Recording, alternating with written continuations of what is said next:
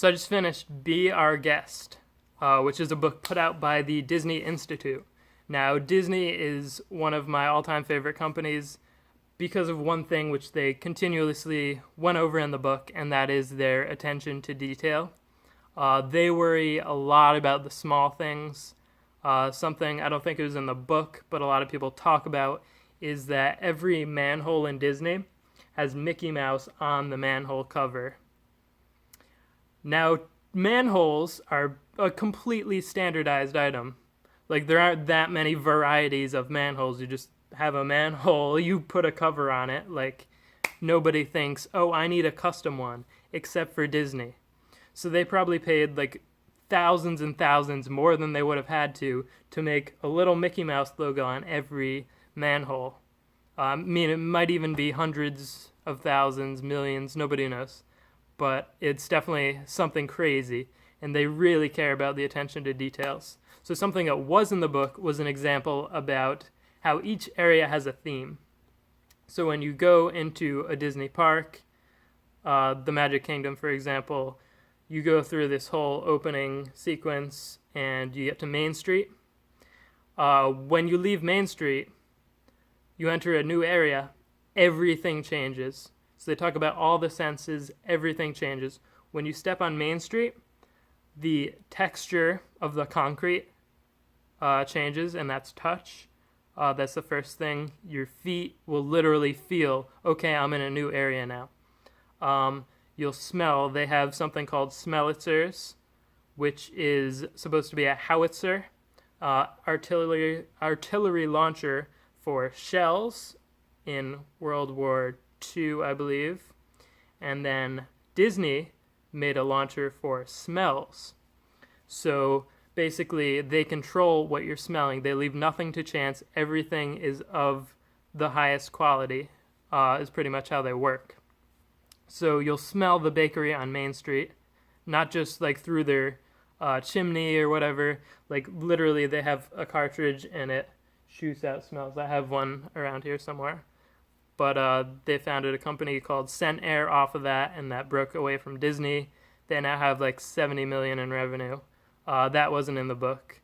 I just know a lot about Disney because they're one of my favorite companies, so I'm trying to like work everything in.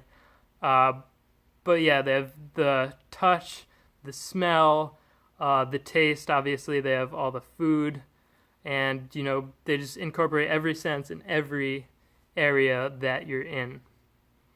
And all the details, too. When you're walking down Main Street, it's obviously hot. They use black concrete to make you hot, to keep guests moving, so you don't have a lot of people standing around. It's like a big moving city. Supposed to look like 1901 Main Street in any town USA, basically, which Walt Disney was born in 1901. He loves steam trains. They have the 1900s steam trains going around. So it's really meant to, like, they spend a lot of time on the setting. And setting is one of their three things that they think about for all of their customer service interactions. They consider the setting to be part of customer service rather than, like, something they build when they first open. It's something that's constantly maintained. They say that they have more maintenance people than any company anywhere else, basically. They are the largest single-site employer in the United States, and they have every single person performing maintenance. That's something they do. They want to have the cleanest parks. Walt actually opened Disneyland. When he first told everyone that he wanted to do it, all his family and whatever, they were like, why would you want to do that? Theme parks are so dirty. He said, that's why. Mine won't be. And he's definitely achieved that. He has 120,000 people doing maintenance and cleaning all the time. And that's just crazy. He keeps everything so nice. He figured out that people would only walk 30 steps before they would need a trash can, or they'd just like leave their trash somewhere. So they have trash cans within 30 steps anywhere in the park, which is, by the way, about the size of San Francisco when we're talking about their location just in Florida. They really care about the setting and then their employees and their processes. Those are the three main things that they really, really pay a lot of attention to.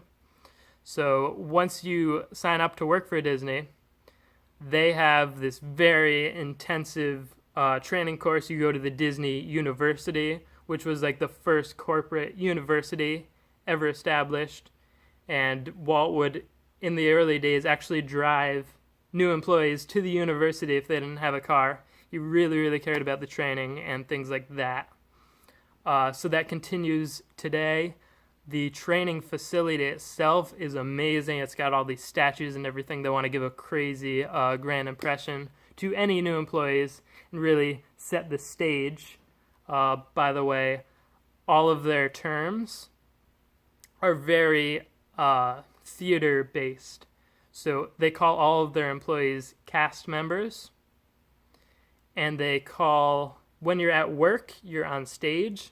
When you're in the back room, you're off stage. So that really, the wording of that really makes a difference, because there's a big difference between being at work and being on stage. When you're on stage, even if you're just a cashier, you like anticipate people watching you, and you definitely want to give the best performance. When you do a good job, you're told good show. When you do a bad job, you're told bad show. So everything is very like everyone is watching you, and you're giving a performance for the company. And they basically put tons of time and effort into training for their people. They have amazing processes and the setting, and that's basically their simplified process and their recipe for excellent customer service.